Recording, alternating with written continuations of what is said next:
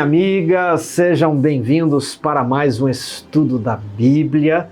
Hoje daremos continuidade ao nosso estudo sobre o Evangelho de Marcos por meio deste guia aqui.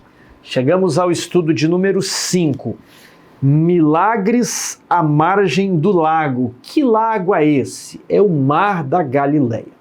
Tiago, mas o Mar da Galileia não é um mar? Pois é. Ele era chamado assim porque é um lago muito grande. Aqui na parte de sábado, a lição diz que ele tinha 13 quilômetros de largura e 21 quilômetros de comprimento. Um tamanho considerável, não é mesmo? E muitas pessoas moravam ao redor daquele lago e tiravam a sua subsistência dali. Imagina que havia os pescadores, depois aqueles que consertavam as redes, depois os donos das peixarias, depois os que faziam barcos, depois os motoristas, digamos assim, de barco, né, o transporte. Então havia todo um ecossistema ali em torno do Mar da Galileia. E ali é onde Jesus começa o seu ministério, o que nos lembra lá das profecias de Isaías, se eu não me engano, Isaías 11, Galileia dos gentios. É um local que sofreu muito na época de Isaías, já estudamos isso lá na lição de Isaías, mas o ministério de Jesus começaria por aquele lugar que foi atacado pelos estrangeiros, não é mesmo? E a característica predominante dessas histórias é que elas permitem que o leitor perceba quem é Jesus. Então o livro de Marcos está trabalhando com esse mistério do Messias. Quem é Jesus? Jesus pede para o homem que foi curado não contar quem havia feito o milagre. Jesus proíbe que os demônios falem sobre Jesus. Ele expulsou os demônios. E aqui nós vamos ver mais coisas assim. Domingo, acalmando a tempestade. Leia Marcos 4, 35 a 41. O que aconteceu nessa história e que lições podemos tirar dela sobre quem é Jesus?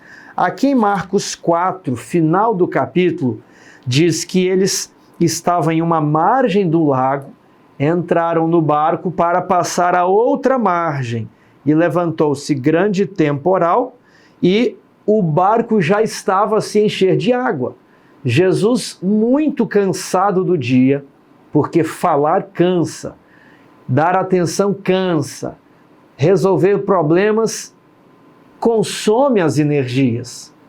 E então, no final do dia, ele aproveita para tirar um cochilo e dorme profundamente.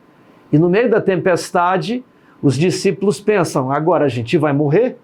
Imagina você estar no meio de um lago que tem 13 quilômetros de largura e 21 de comprimento, né? Nenhum campeão de triatlo vai fazer essa travessia facilmente, né? Se você está no meio, no mínimo tem que nadar 7 quilômetros, então realmente havia um perigo de vida. E havia uma tempestade, né? Você não tem que nadar em um lago tranquilo, é uma tempestade. E eles pensam assim, agora já era, vai... E eles acordam Jesus, Senhor, não te importa que pereçamos? Senhor, se a gente morrer, tá tudo bem, né? O Senhor aí dormindo. Há uma dose de ironia aqui nessa pergunta. Então, o que é que Jesus faz? Despertando, repreendeu o vento e disse ao mar, acalma-te, emudece. O vento se aquietou e fez-se grande bonança. Então lhes disse, por que sois assim tímidos? Como é que não tendes fé? E eles, possuídos de grande temor, diziam uns aos outros, quem é este que até o vento e o mar lhe obedecem? Aqui que está a pergunta que falamos do segredo do Messias, não é mesmo? Quem é este que até o vento e o mar lhes obedecem? E falando em vento, deixa eu diminuir o vento daqui que está dando um barulho no microfone. Pronto, agora o ambiente está mais silencioso, eu estava quase gritando aqui para me ouvir, mas vamos prosseguir porque quem realmente fez o vento parar foi Jesus. Não é que ele desligou o ventilador, não é que ele mexeu em um aparelho eletrodoméstico, não. Caminha à beira-mar. Imagine você lá dentro do mar, altas horas da noite, uma tempestade, né? Tem muita gente que tem medo de pular num lago, cachoeira, quando você não vê o fundo, né? Eu lembro que eu fui tomar banho lá no sítio da família da minha esposa e a água era muito turva, né? Aí você pula, encosta no chão e qualquer coisa ali te dá um medo danado, né? Então, imagine o medo que aqueles discípulos não estavam passando. E você vê os elementos em fúria, ninguém controla os elementos. E aí Jesus estende a mão, ordena que os ventos e o mar se aquietem e tudo fica tranquilo. O lago ficou como um tapete. Isto é surpreendente. E os discípulos talvez não conversaram assim, uma frase tão formal como está aqui, mas eles falaram, né, no cantinho, no outro dia, rapaz, que foi aquilo? Eu sei que Jesus já fez milagres, mas você viu, a gente ia morrer, o outro rapaz, a gente ia morrer mesmo. E de repente ele falou. Como é que ele tem esse poder? Quem é ele? Nós achávamos que era um mestre, um profeta, mas quem é esse homem? Então a conversa ela foi mais pessoal. É assim que nós devemos imaginar a vida de Jesus. Devemos deixar que a nossa imaginação se apodere ponto a ponto do ministério de Jesus. Que a nossa mente se apodere de cada cena, especialmente das cenas finais. Então, ele é o Criador. Que lições podemos aprender sobre quem é Jesus? Jesus controla o clima, ele é o Criador.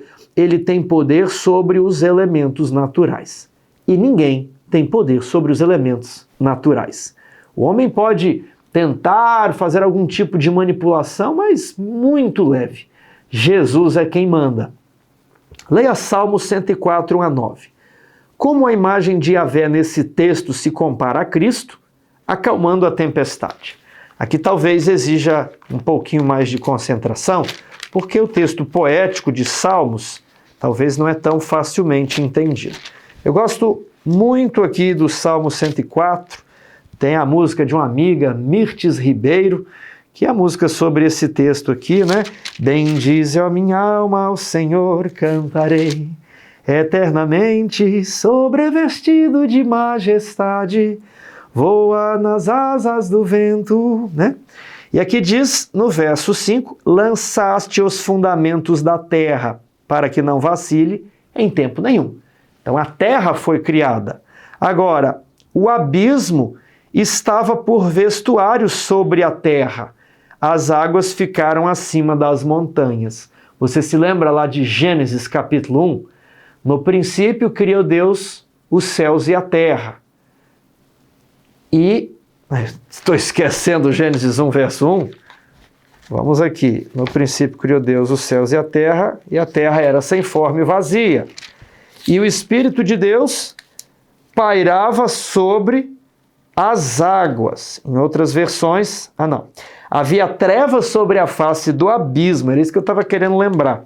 E o Espírito de Deus pairava sobre as águas. Então, a terra já havia sido criada, porém as águas cobriam a terra como um manto. É o que está aqui em Salmo 104, verso 6. Tomaste o abismo por vestuário e a cobriste. As águas ficaram acima das montanhas. Então você tem abismo e águas, duas palavras que se encontram lá em Gênesis capítulo 1, verso 2. A tua repreensão, as águas fugiram. A voz do teu trovão, bateram-se em retirada. Elevaram-se os montes, desceram os vales, até o lugar que lhes havia preparado. Então isso aqui nos remonta àquele episódio da criação, onde ele separa a parte seca das águas. A terra, ele diz aqui, elevaram-se os montes, desceram os vales. Verso 9: puseste as águas divisa que não ultrapassarão, para que não tornem a cobrir a terra. Então, como a imagem de Yahvé nesse texto se compara a Cristo acalmando a tempestade? Cristo é Yahvé. Cristo é um ser humano de carne, uma mente humana, um corpo humano, que está revestindo o corpo e a mente de Yahvé. Quem é esse homem? Ele é o Criador.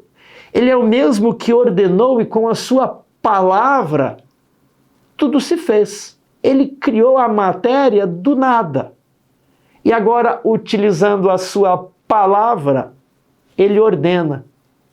E os ventos e a tempestade e o mar se acalmam. Essa história a gente ouve desde criancinha. Só que não devemos deixar que essa história se torne comum. Vá passear com o seu filho à beira do mar, à beira de um lago ou à beira de um rio extenso. E imagine-se dentro daquele rio em apuros e você pede: Senhor, não te importa que eu me afogue, que eu morra, me salve. E ele então acalma tudo e salva você. Isso foi de profundo impacto para os discípulos. Ele é o Senhor dos elementos naturais. Quem é este? Ele é o Filho de Deus, o próprio Senhor Yahvé. Vamos para a segunda-feira, ouvindo um sussurro acima de um grito. Leia Marcos 5, 1 a 20. O que podemos aprender sobre o grande conflito nesse relato extraordinário e o que podemos aprender sobre o poder de Jesus? Atravessando o mar da Galileia, que é um lago, água doce, eles chegaram do outro lado do lago, lá onde era Decápolis, a terra dos Gadarenos ou Gerasa. E lá havia o quê? Um homem endemoniado. Eu não vou ler porque o trecho é um pouco extenso, mas aquele homem andava sempre de noite e de dia, clamando por entre os sepulcros, pelos montes, ferindo-se com pedras, preso com grilhões e cadeias. Amarraram aquele homem diversas vezes, ele quebrava as correntes. Ele era praticamente um zumbi. Um amigo meu que estava lendo O Desejado falou assim: Tiago, isso aqui é The Walking Dead, né? Eu nunca assisti esse seriado, recomendo que você não assista, mas se você quer saber o que é o The Walking Dead, é a imagem de um homem endemoniado, possuído por Satanás. E aquele homem, ele sai correndo e quando ele enxerga Jesus, ele diz: é a minha chance. Eu talvez dei entrada aos espíritos imundos e hoje eu sou escravo de Satanás. Não há salvação para mim. Eu perdi o domínio próprio. Ele praticamente perdeu o seu livre-arbítrio. Ele era possuído e controlado. Mas um dia chega àquela terra, o Senhor do céu e da terra, o Criador, e ele diz: é a última oportunidade da minha vida. Ele sai correndo e se prostra diante de Jesus. Só que quem fala por ele são os demônios. E o que é que os demônios dizem? Jesus diz assim, aliás, verso 6, quando de longe viu Jesus, correu e o adorou. A lição diz aqui, no grego, a palavra é proskineo, que tem o sentido de adorar. Então entenda o seguinte: ajoelhar-se diante de algo é adorar aquele algo. Muitas pessoas, e aqui eu quero fazer um esclarecimento, muitos irmãos nossos, devotos de um santo, devotos de outro santo, eles sabem que nós não devemos adorar imagens, ídolos, e os nossos amigos dizem assim: Tiago, eu não adoro essa imagem de Pedro ou de Maria, eu apenas venero. Só que o que acontece? Na prática, qual que é a diferença de adorar e venerar? O mundo bíblico é um mundo muito concreto. Não é um mundo de jogo de palavras, que você muda a palavra, é como se mudasse o significado da coisa. Na Bíblia, as vestes sujas são símbolo do pecado. E aí, para a pessoa se apresentar diante de Deus, ela lavava as vestes. O mundo hebraico, judaico, era um mundo bem concreto. Então, ajoelhar-se diante de algo era a indicação que você reconhecia aquela pessoa como Senhor. Era um ato de adoração. E a palavra é proskineu. A lição, ela explica que proskineu literalmente quer dizer prostrar-se diante de. E prostrar-se diante de é o ato por distinção de adoração. Então, ao ele simplesmente prostrar-se diante de Jesus, o que ele está fazendo? Eu estou endemoniado, mas eu te reconheço como Senhor, como Criador. Por favor, me ajude. Mas os demônios falaram por meio da boca dele.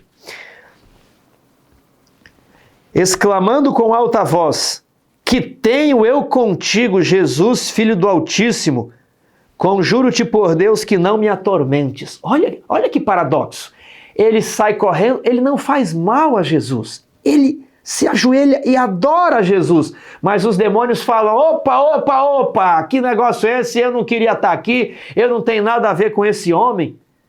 Mas Jesus não ouviu apenas a voz dos demônios, mas ele leu o íntimo do coração daquela pessoa que pedia: Senhor, eu quero ser livre. E ali Jesus ordena: espírito imundo, sai desse homem. E perguntou-lhe: qual é o teu nome? E respondeu ele: Legião é o meu nome, porque somos muitos. Uma legião romana, em média, existem variações, tinha entre 5 a 6 mil pessoas. Então imagine que possivelmente eram mais de 1000 demônios atormentando aquele homem. E rogou-lhe encarecidamente que não os mandasse para fora do país. Ora, pastava ali pelo monte uma grande manada de porcos, e os espíritos imundos rogaram a Jesus, dizendo: manda-nos para os porcos, para que entremos neles.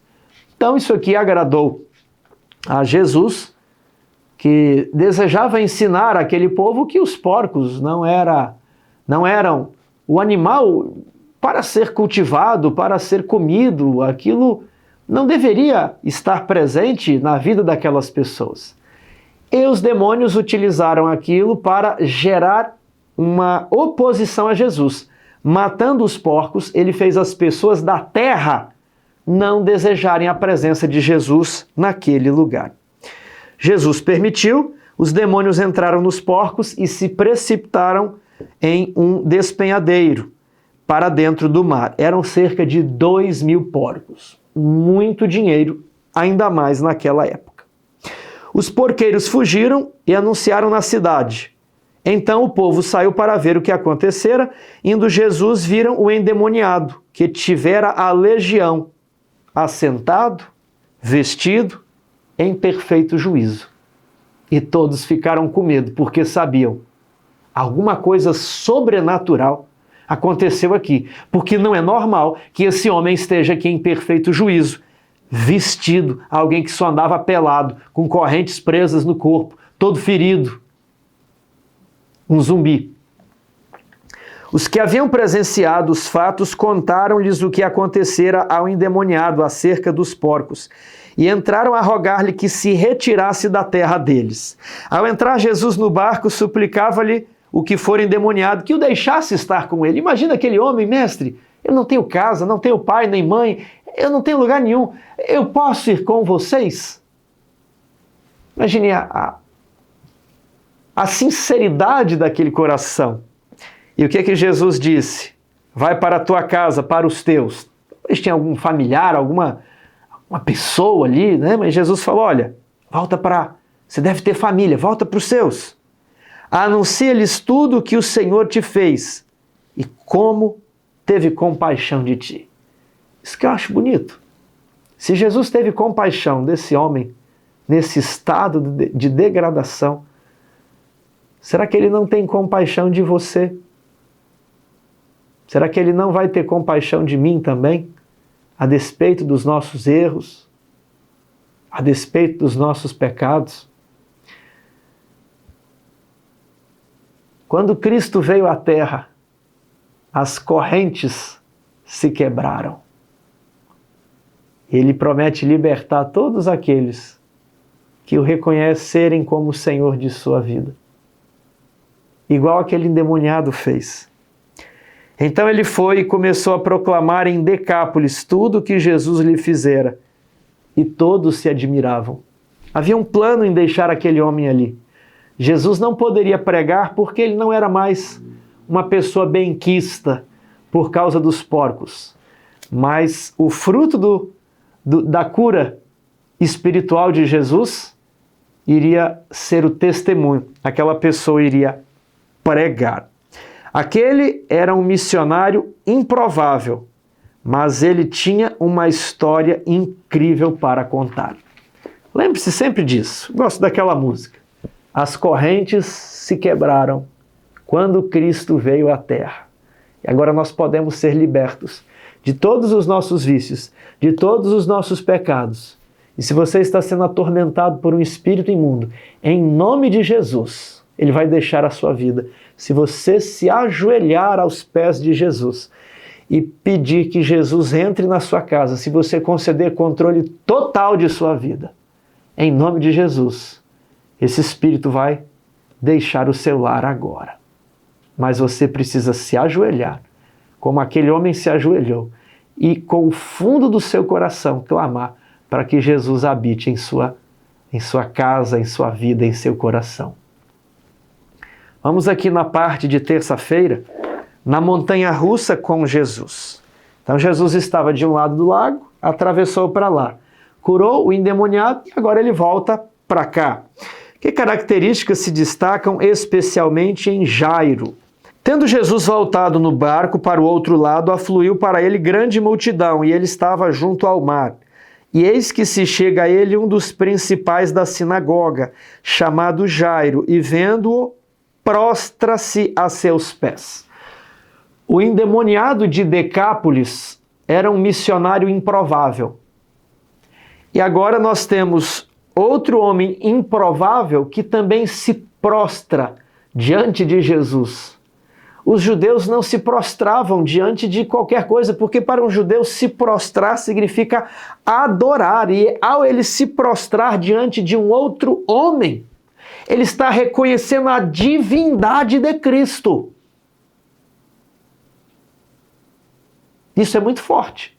Ele era um dos principais da sinagoga.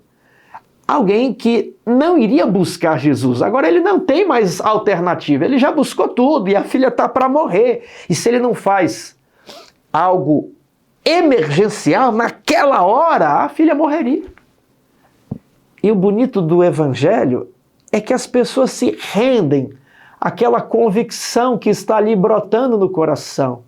Elas não mais se importam com o que os outros vão dizer, com o que as pessoas vão pensar, com o que a família vai enxergar aquela situação. Elas só falam, eu creio, eu quero. Podes tornar-me limpo? Podes tirar de mim esses demônios? Podes curar a minha filha? E o que Jesus fala para ele? Jesus foi com ele. Grande multidão seguia Jesus comprimindo ele. E agora vem mais uma historinha em formato de sanduíche. Começa com Jairo, agora o recheio do sanduíche é a mulher com fluxo de sangue. Coloque-se no lugar de uma mulher, 12 anos, menstruada. Há 12 anos ela não consegue conter a sua hemorragia. Essa pessoa não tinha vida conjugal. Essa pessoa, diz outros evangelhos, gastou todos os seus bens na medicina da época e não conseguia ser curada. Quem sabe ela estava malnutrida porque perdia muitos nutrientes. Ela tinha uma aparência doentia, fraca, combalida, e ela vê a multidão. Ela não tinha condição física de disputar ombro a ombro com a multidão. E essa é a beleza dos evangelhos. Essa é a beleza de Cristo. Ele diz que quando fosse levantado, atrairia todas as pessoas a ele. Você se sente atraído por Cristo? Se você visse Cristo numa rua movimentada, no centro da sua cidade, e você ali olhando pelo apartamento ou por cima de um muro, seu coração lhe diria, vai lá, tente falar com ele. Ah, não, mas é muita gente. Eu nunca vou conseguir chegar perto. Ele tem 12 seguranças. Ah, não, eu me contento aqui de olhar. A mulher poderia ter dito isso, mas é a oportunidade da vida dela. E ela disputa ali ombro a ombro entre a multidão. Mas ela não consegue chegar em Jesus. E ela vai tentando, ela se esforça ao máximo. E aqui nós vemos como ocorre a transformação do homem. É o esforço humano unido ao poder divino. O esforço humano nada conseguiria se não fosse o poder divino. Mas o poder divino e a cura não lhe teria sido concedido se ela não manifestasse fé em dar o último passo, dar a última escolha, entregar a última coisa a Jesus. E ela fala, não consigo mais, só posso pular e tentar agarrar ele. E ela passa direto, a não ser pela pontinha dos dedos, que toca a ponta do manto de Jesus. E Jesus para. Isso é muito bonito. E os discípulos, o que foi, mestre? Alguém encostou em mim. Aí, o que os discípulos poderiam dizer? Mas, Senhor, está todo mundo encostando em ti. Que coisa é essa? Não pode mais encostar no Senhor, né? Mas Jesus falou, alguém me tocou intencionalmente. De mim saiu poder. E aí aquela mulher aparece no meio da multidão. Virando-se no meio da multidão, perguntou, quem me tocou? E é um local específico, quem me tocou nas vestes? Responderam-lhe seus discípulos, vês que a multidão te aperta e dizes, quem me tocou? Ele, porém, olhava ao redor para ver aquela que fizera isso. Ele sabia, ele conhece você. Ele sabe que você precisa da cura. Mas você precisa tocar o manto do Salvador pela fé. Então a mulher atemorizada, tremendo, cônscia do que nela se operara, veio, prostrou-se diante dele. Outra que se prostrou. Todos se prostram diante de Jesus. Essa é a maneira que devemos nos chegar a ele, no nosso culto de manhã. Essa é a maneira que devemos trancar o nosso quarto e ir até ele ao meio-dia. Antes de dormir, nos prostrarmos ante o escabelo dos teus pés, nos prostrarmos perante o seu trono, nos prostrarmos perante a amorável pessoa de Jesus. Todos se prostram perante Jesus. Devemos nos prostrar também. Às vezes tem pessoas que não querem se prostrar, mas, meu amigo, todas as pessoas aqui na Bíblia sempre estão se prostrando diante de Jesus, reconhecendo, tu és o Criador, tu és o Redentor, tu és o meu libertador. Ela prostrou-se diante dele e declarou-lhe toda a verdade. E o que ele disse? Filha, a tua fé te salvou. Muitos encostaram em mim, mas quem sabe não foram salvos, porque não deram o toque da fé. Não foi um toque intencional. Depararam-se com Jesus na igreja, por aí, no ônibus, na estrada, mas não manifestaram aquela fé, crendo que Jesus os salvaria e que eles estariam dispostos a entregar tudo, a se prostrarem, a se renderem completamente.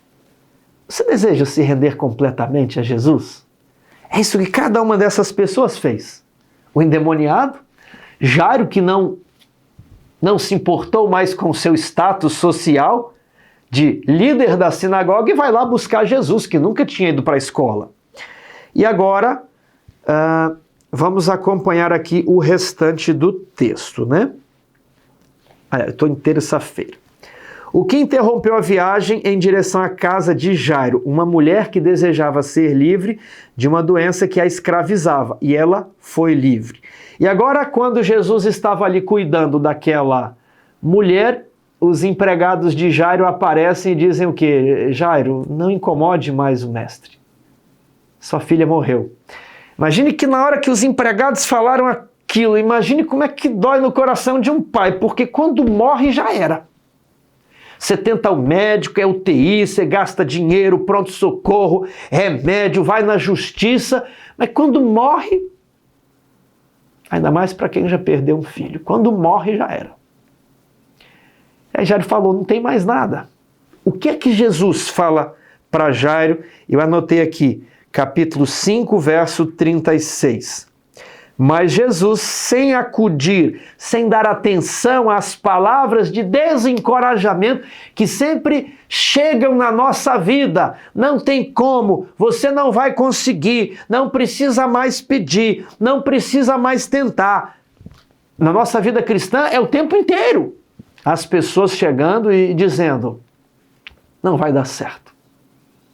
Jesus olha para Jairo e fala o quê? Não temas, crê somente. Jairo, não deixe a ansiedade invadir a sua mente. Não dê margem para esses pensamentos. Apenas creia, como você já creu e se prostrou diante de mim, reconhecendo que eu sou o Messias, que eu sou Yahvé, o doador da vida. Apenas creia que vai dar certo. Esse aqui é o nosso problema da vida cristã. Nós cremos e depois descremos. Nós tomamos a decisão do batismo, fazemos a profissão de fé e falamos, eu vou seguir a Jesus. Aí perdemos o emprego por causa do sábado. Ou não conseguimos o emprego. E aí acontece alguma outra coisa que a gente fala, realmente Deus não ouve a minha oração. Só que às vezes nós não estamos entregando tudo. Jesus não te abandona. Jesus vai com você até o problema, até a sua casa. Quem estava abandonando Jesus aqui na história? Jesus estava abandonando Jairo? Era Jairo que estava abandonando Jesus.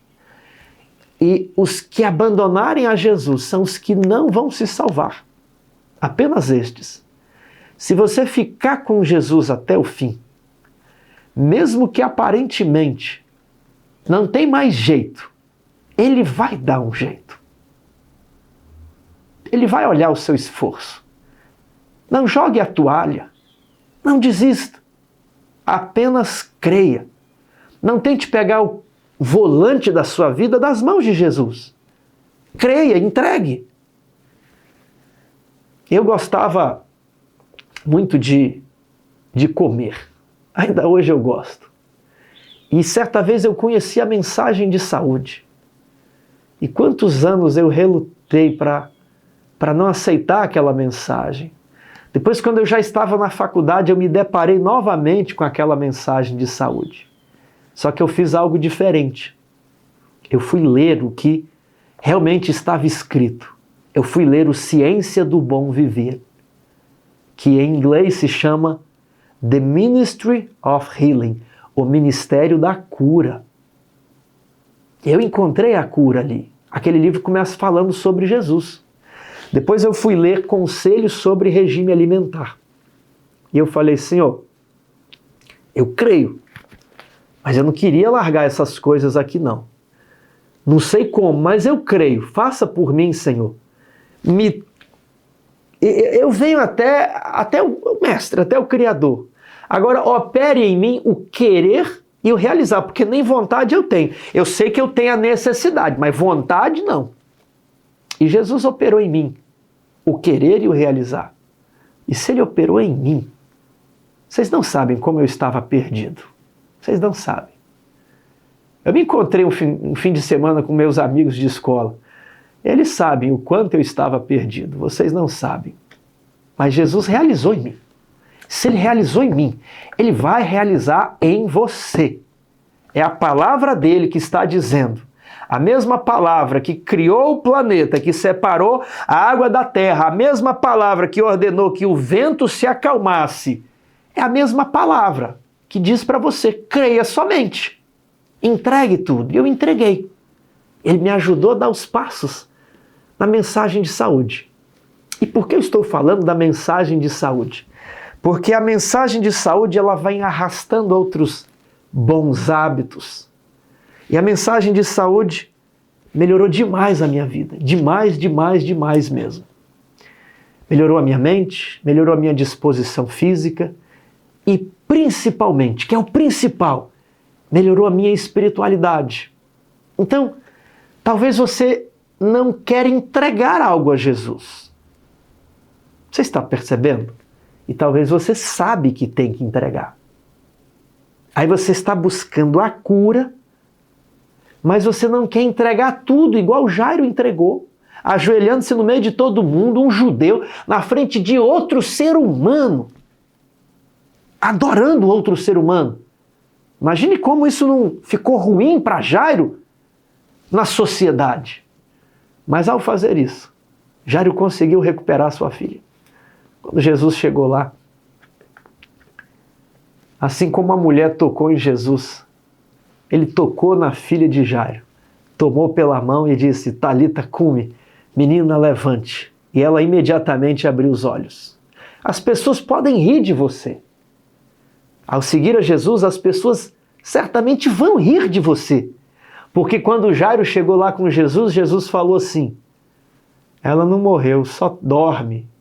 No meio do velório começaram a rir. Quem é esse idiota aí? As pessoas vão rir de você. Mas Jairo vai parar de chorar, porque ele vai recuperar a sua filha. As pessoas podem rir de você, mas você vai parar de chorar se você estiver com Jesus. Vamos avançar aqui. Quarta-feira, rejeição e aceitação.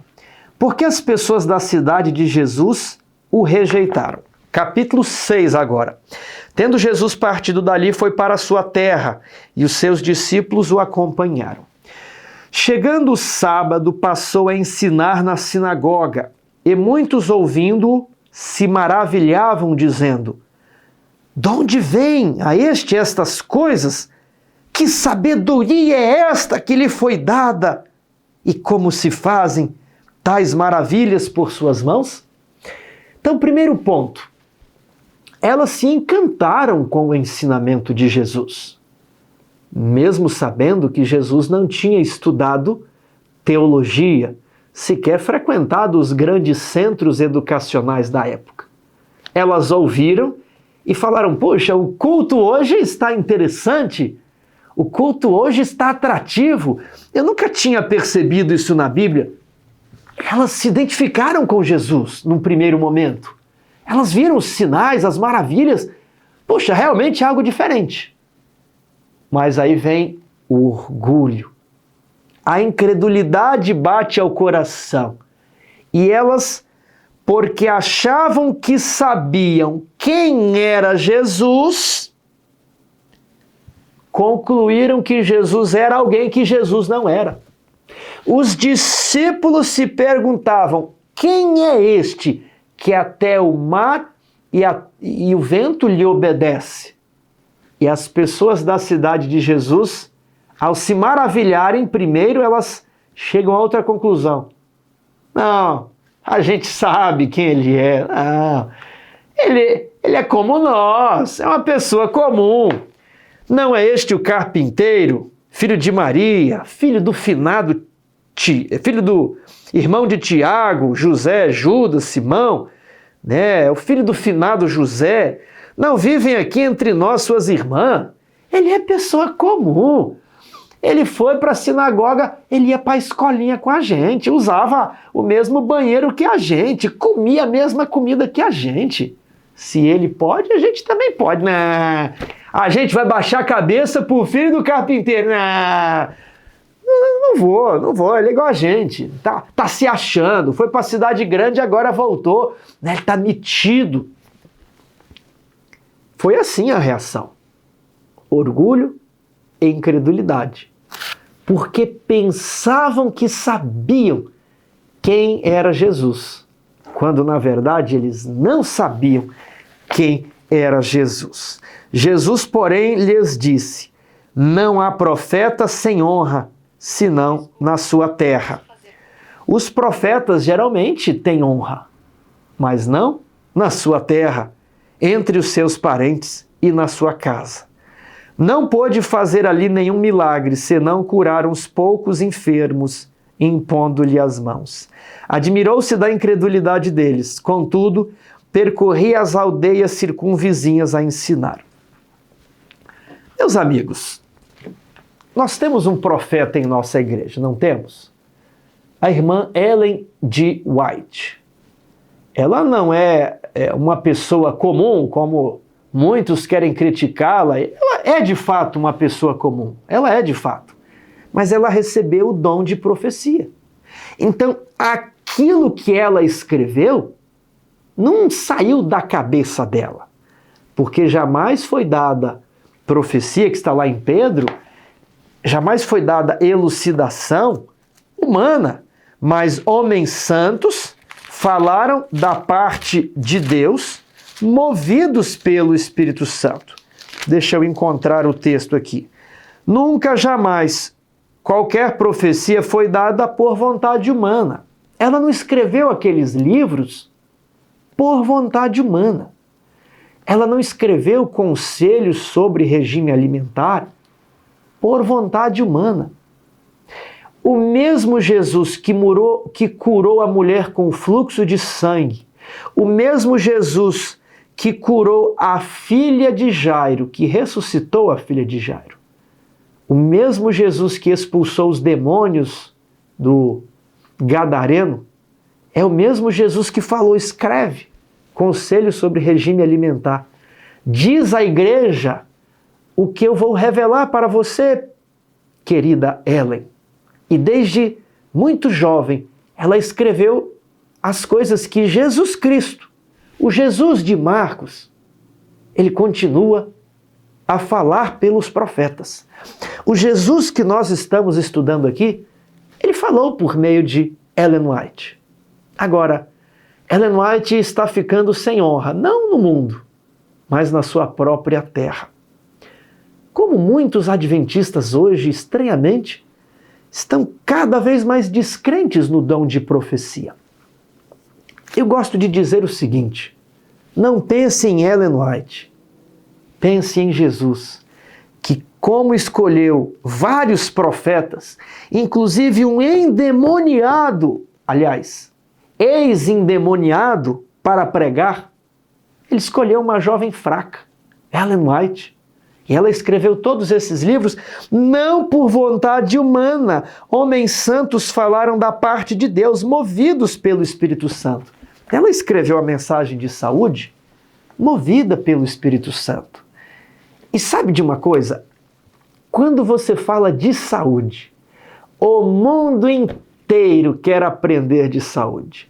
Eu entro no YouTube e há vários podcasts ali falando sobre alimentação, suplementos, exercício físico, sono, muitos. E sabe o que esses modernos médicos, cientistas, preparadores físicos falam?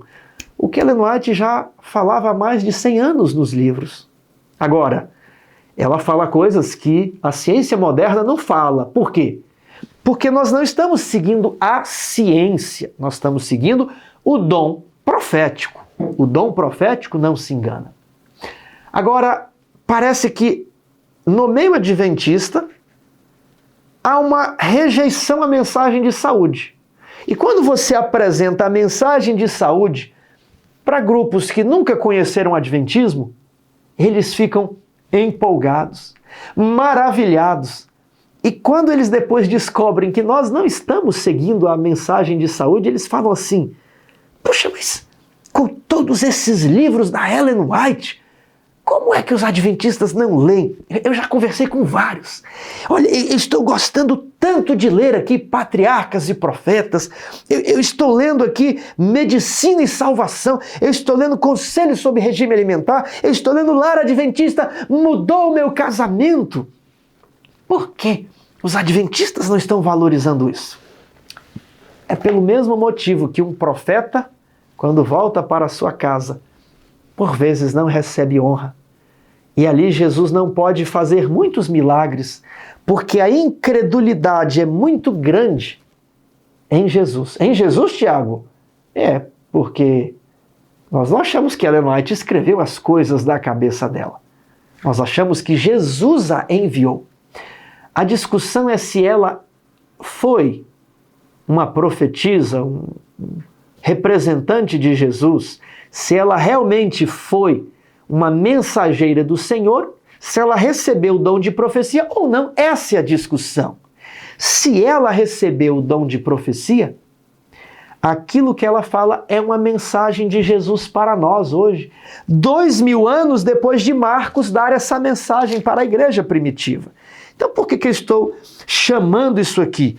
Por conta do aspecto incredulidade. Não podemos ser adventistas incrédulos. Adventistas não praticantes. Adventistas que só conhecem o sábado e que não é para comer carne de porco. Mas não conhecem a mensagem adventista. Então eu faço aqui esse apelo, irmão. Será que por vezes não estamos nos comportando igual a igreja lá de Nazaré? Ellen White não conhece, nasceu lá nos Estados Unidos, em Portland, né? Não, mas isso aí tá cheio de coisa.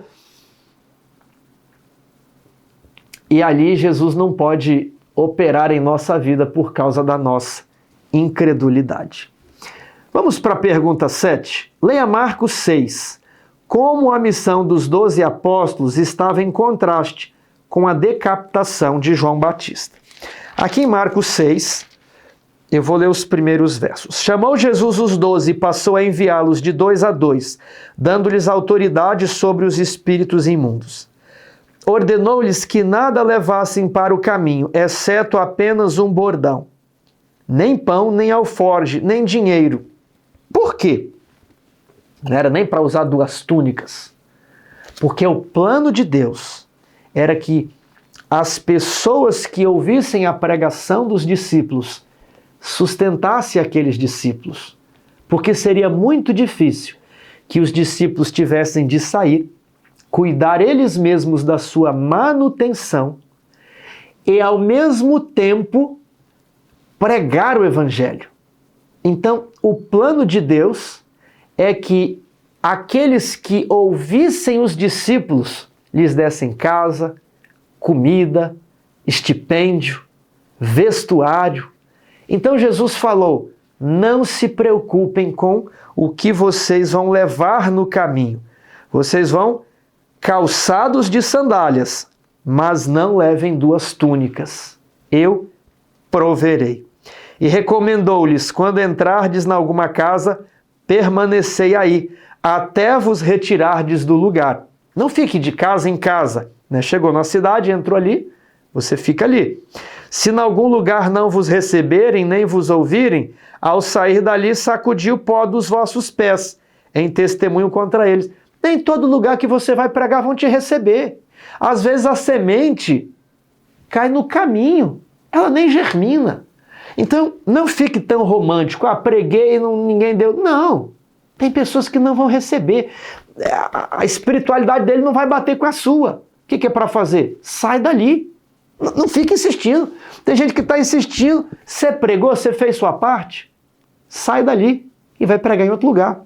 E ao sair, né, sacudiu o pó dos vossos pés em testemunho contra eles. O evangelho veio para eles, mas eles rejeitaram. Então, saindo eles, pregavam ao povo que se arrependesse. A mesma pregação de João Batista. Pregavam o arrependimento.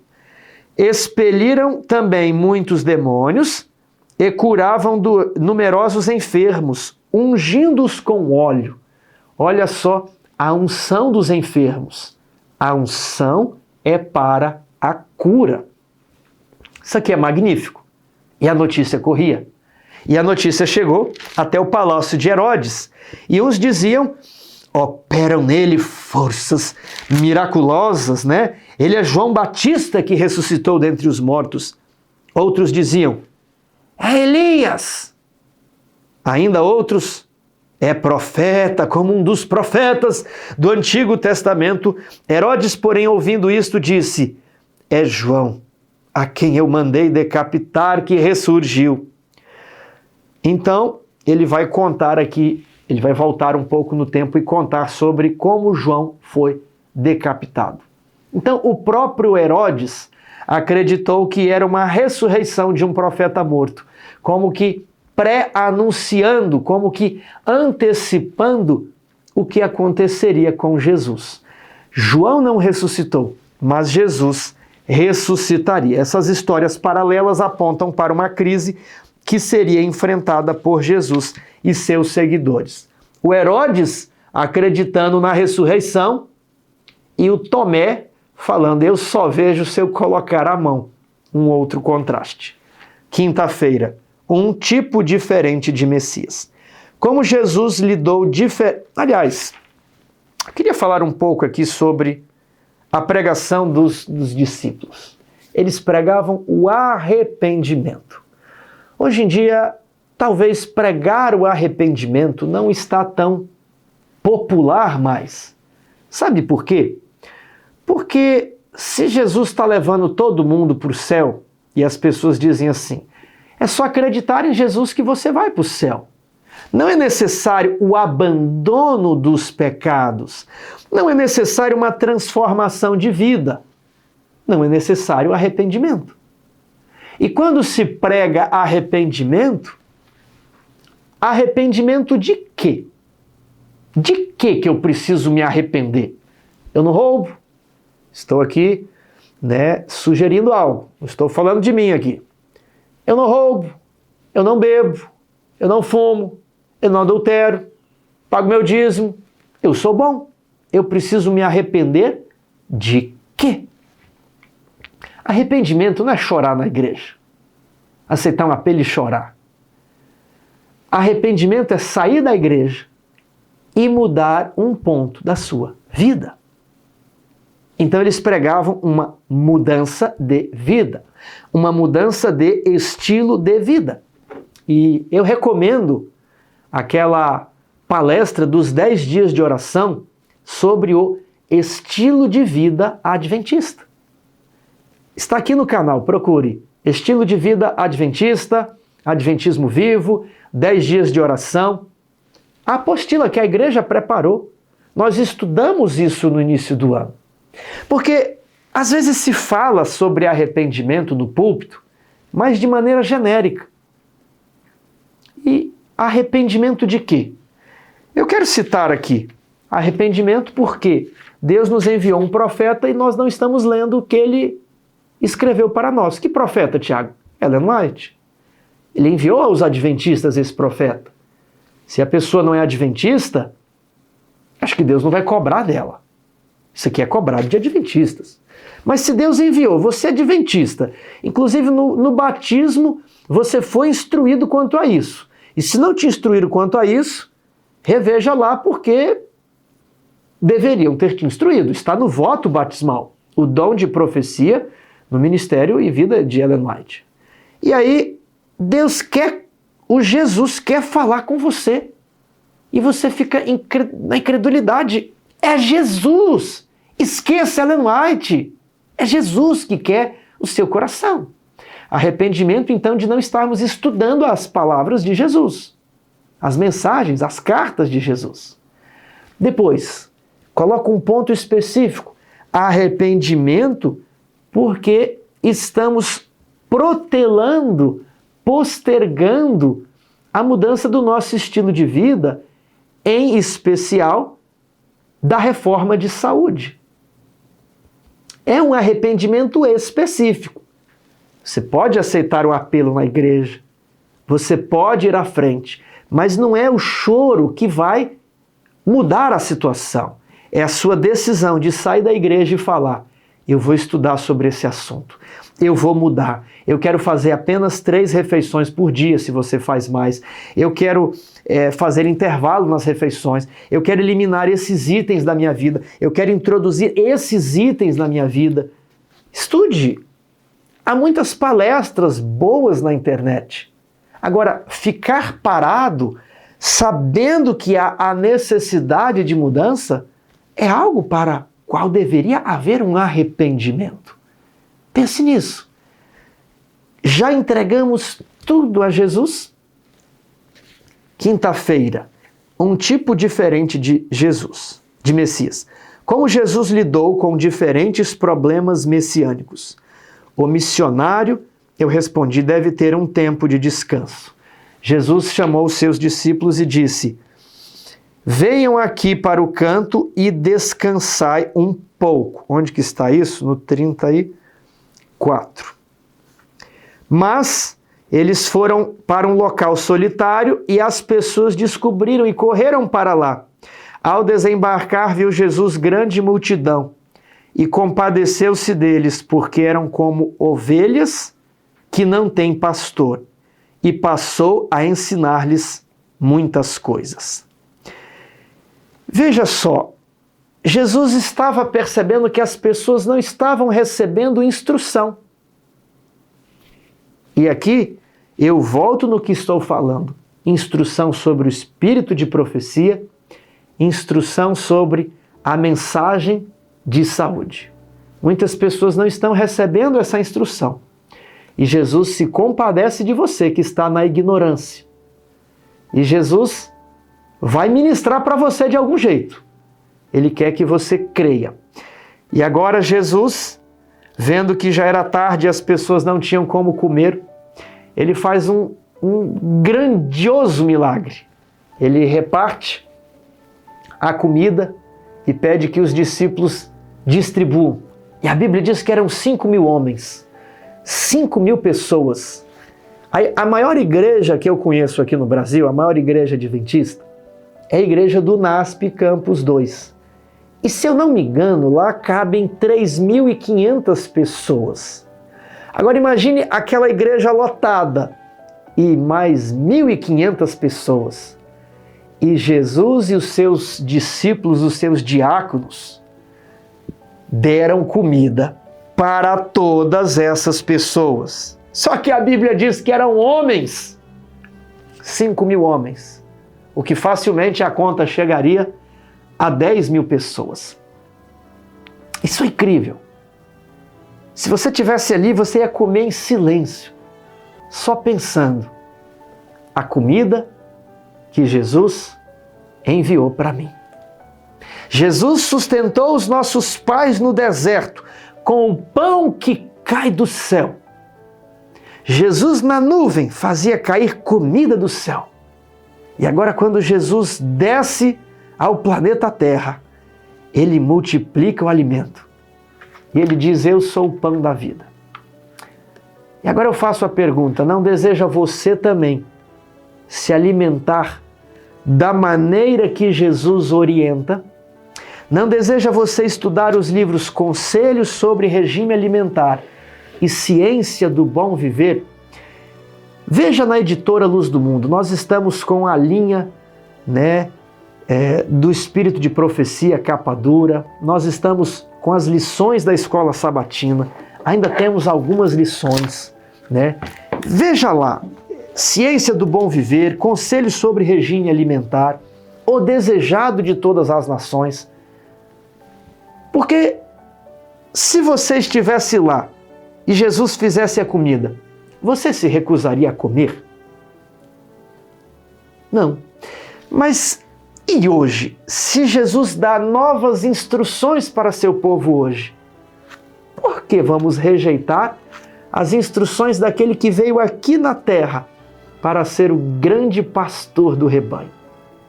Por que vamos nos recusar a comer o alimento que Jesus nos oferece hoje? É uma pergunta.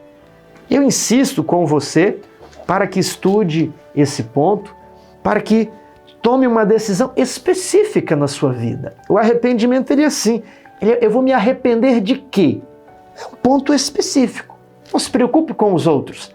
Faça esse primeiro e você vai ver como a sua espiritualidade vai melhorar. Meus amigos, o estudo dessa semana foi esse. Medite nessas histórias, leia novamente.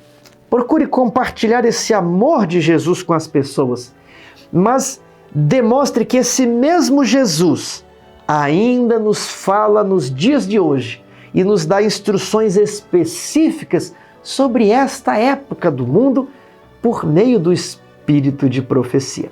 Que Jesus possa habitar no seu coração e que você possa ser corajoso em tomar as decisões que talvez você está adiando por muito tempo. Que nós possamos a cada dia prosseguir para o alvo daquele que nos chamou das trevas para a sua maravilhosa luz. Um forte abraço do Adventismo Vivo. Nos vemos na semana que vem.